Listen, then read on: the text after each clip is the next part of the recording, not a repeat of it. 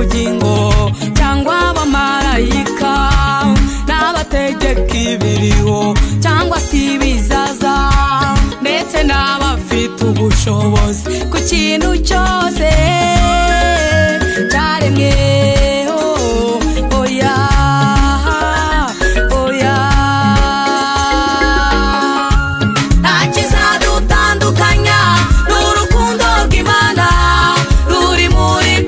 Yesu oya umwami wacu ntacyo mbese n'ubukene oya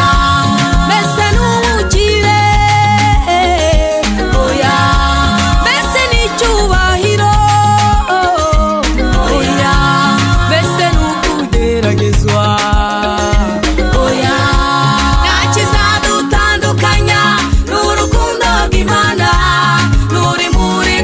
Yesu oya umwami wacu ntacyo ntakizadutandukanya n'urukundo rw'Imana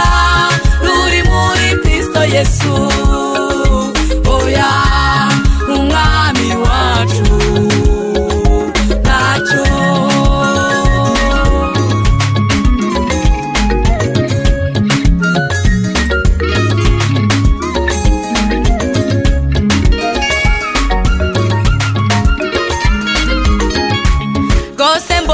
Neza yuko uwo twakurikiye ari we nshuti idasanzwe, inshuti idasaza idaharara cyangwa ngo iduhararukwe, igira ubuntu busaga butagira akagero, yaba iby'uyu munsi ndetse n'ibizaza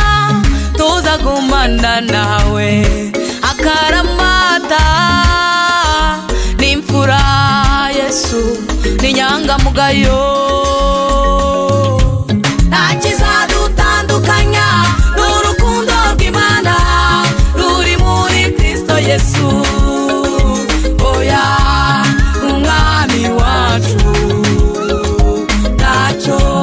mbese n'ubukene oya mbese n'ubukire oya mbese n'icyubahiro oya mbese n'ukugeragezwa oya ntakizadutandukanya n'urukundo rw'Imana ruri muri Kristo Yesu oya n'umwami wacu ntacyo ntakizadutandukanya n'urukundo rw'Imana ruri muri Kristo Yesu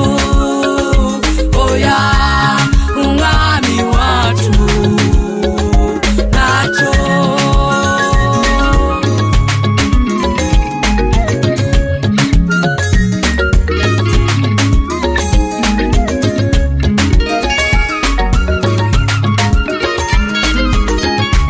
Kandi mbonye neza yuko no kugeragezwa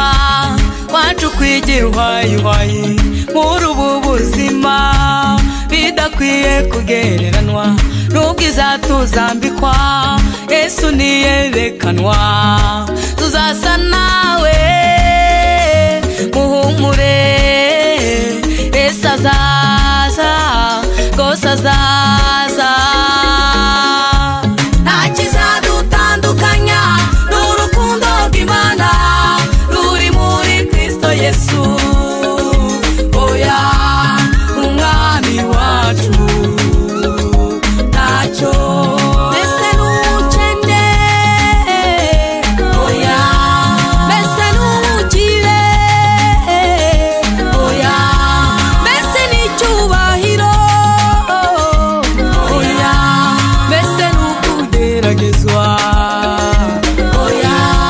ntakizadutandukanya n'urukundo rw'Imana ruri muri Kristo Yesu oya n'umwami wacu ntacyo ntakizadutandukanya n'urukundo rw'Imana ruri muri Kristo Yesu